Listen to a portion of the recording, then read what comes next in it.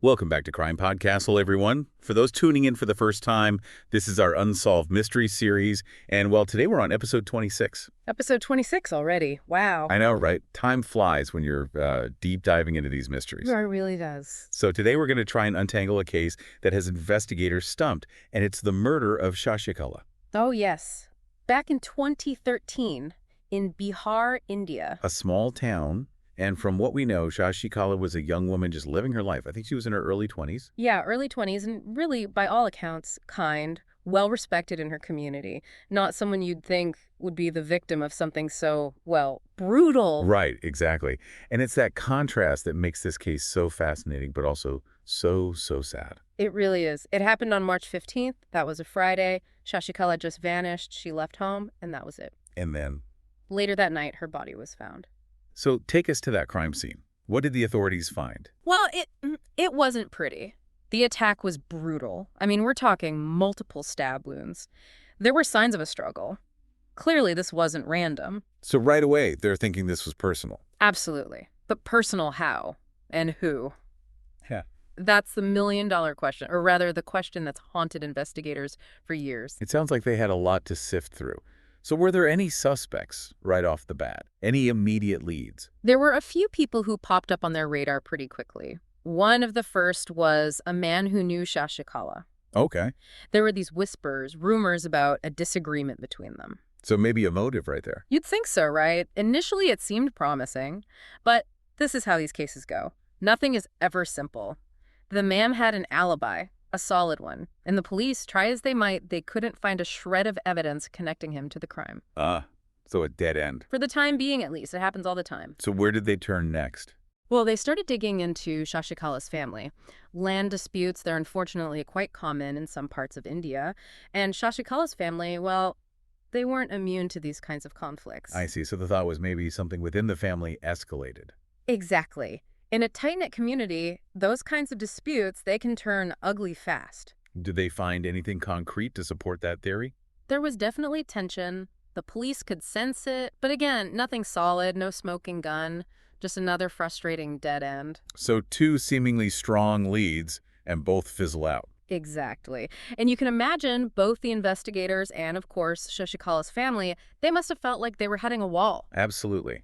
So what then? What happens when you've exhausted those more obvious avenues? Where do you even begin to look? Well, sometimes you have to consider the unthinkable. In this case, it was the possibility that this wasn't someone Shashikala knew at all, maybe a stranger. Or even a random act of violence. It's a chilling thought, right? It introduces a whole new level of fear, of uncertainty. Because if it could happen to her, it could happen to anyone.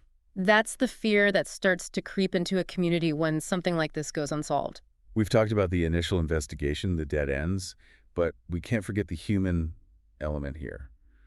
Shashikala's family, they must have been devastated. Beyond devastated. It's unimaginable, really, to lose someone you love in such a horrific way and then to be left with no answers, no closure. That's a weight you carry with you every single day. It's a weight that I imagine starts to feel heavier and heavier as time passes. It does. You're trying to move on, but how can you, when the person responsible is still out there, their motive? A complete mystery. And it's not just the family who carries that weight, right? This kind of crime, it impacts an entire community. Oh, absolutely. It's like this wound that just won't heal. People become wary, less trusting. That sense of safety, of knowing your neighbors, it's shattered. It's like a crack in the foundation of the community. Exactly. And sometimes those cracks, they never fully mend. It makes you wonder, like, how do you even start to rebuild after something like that? It's tough, really tough. And in Shashikala's case, well, it wasn't just the brutality of the crime, it was the lack of answers, the why. Right, because the initial leads, they went nowhere. Exactly. So investigators, they had to start thinking, okay, what are the possible motives here? So did they develop any theories about what might have happened? They did. Actually, 3 main theories emerged, each one trying to make sense of this senseless act. Okay, I'm all ears. Walk us through those theories. All right, so the first theory was that this was a crime of passion. Okay, a crime of passion. Yeah. So we're talking like someone close to Shashikala, someone with strong emotions, maybe felt betrayed, rejected. Right, exactly. The brutality, it suggested rage, jealousy, something deep-seated. So did investigators have anyone in mind? Anyone who fit that profile? Not really, and that was the problem with this theory. They looked into everyone close to Shashikala, but no one really jumped out as a scorned lover or a jealous friend. So no clear emotional connection. Not that they could find, which, to be honest, made things even more puzzling. All right, so what was theory number 2? Theory number 2 focused on revenge.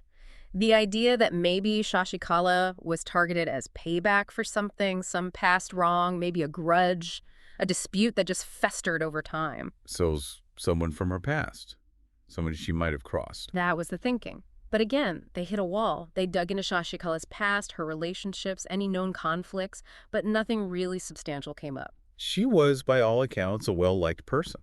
Exactly. No one seemed to have that level of resentment toward her. It didn't add up. So 2 theories down and no closer to the truth. Yeah.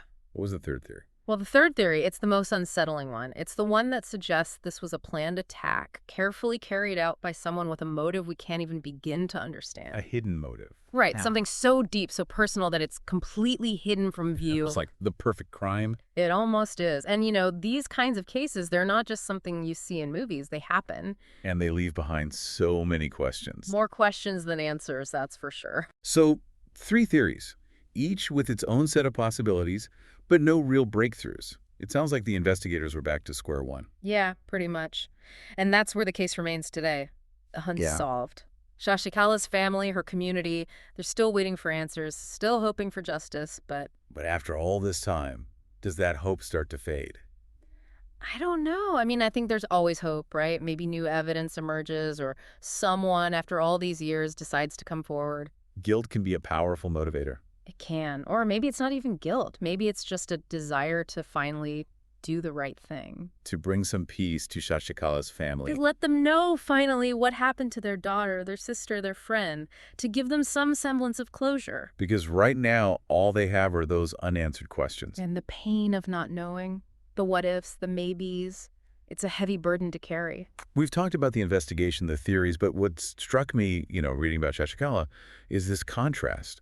This young woman living an ordinary life, and then this horrific act of violence. It doesn't make sense. It really doesn't. And it reminds us, I think, that this can happen anywhere, to anyone. There's no such thing as a life that's immune to tragedy. And it makes you think, what if this happened to someone I know, to someone I love? It's a thought that I think everyone has at some point, especially when we're faced with cases like this. It makes it real, makes it personal. So where do we go from here? We've looked at the investigation, the theories, but the question remains, who killed Shashikala and why? It's a question that I'm sure haunts her family and friends to this day. Oh, absolutely. And it's a question that I think stays with anyone who hears Shashikala's story. Because it's hard to just let it go. There's no sense of closure, no resolution. That's the thing about unsolved cases. They linger. They make you question, make you wonder if there's something, anything, that could have been done differently. And maybe that's a good thing, in a way. How so? Well, it means we haven't become numb to it, to the violence, to the injustice. It means we still care. I see what you mean. It's like a refusal to accept that some things will just always remain a mystery. Exactly. And it keeps Shashikala's memory alive. It does. It keeps her story from being forgotten.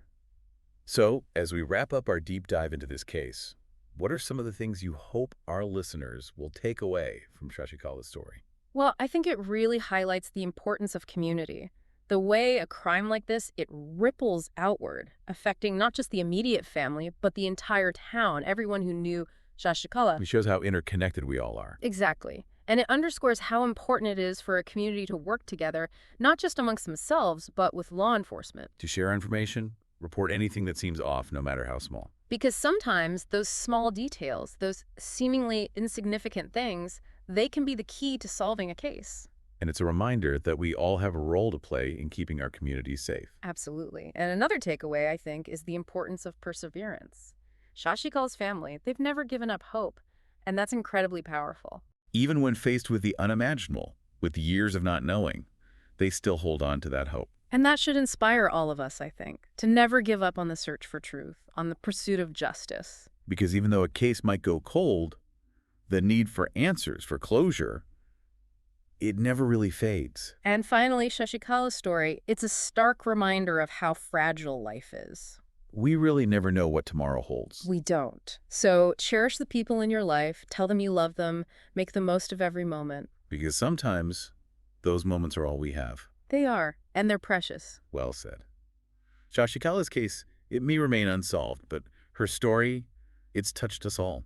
It has. It's a story about community, about perseverance, and about the fragility of life. And it's a story that hopefully will one day have a resolution. Maybe someone listening right now, they hold that missing piece of the puzzle, the one that could bring closure to this tragedy and peace to Shashikala's family. If you're out there, please come forward, share what you know. Don't let this case fade into obscurity. And to all our listeners, thank you for joining us on this journey into the heart of an unsolved mystery. If Shashikala's story has resonated with you, please share it. Keep the conversation going. And for more deep dives into unsolved mysteries, don't forget to follow and subscribe to CrimePod Castle.